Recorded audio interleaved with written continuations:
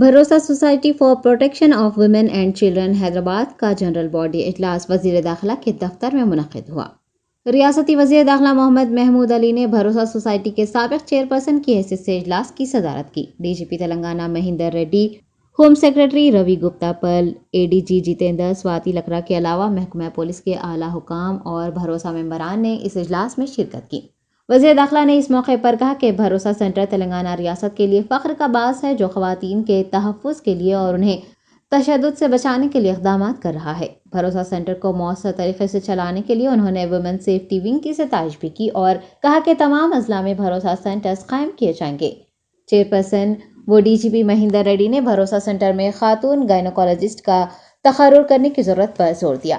بھروسہ سوسائٹی کی member secretary اور additional D G women safety wing Swati Lakra نے بھروسہ سینٹر کی سرگرمیوں سے متعلق پیش رفت و دیگر تفصیلات سے واقف کروایا۔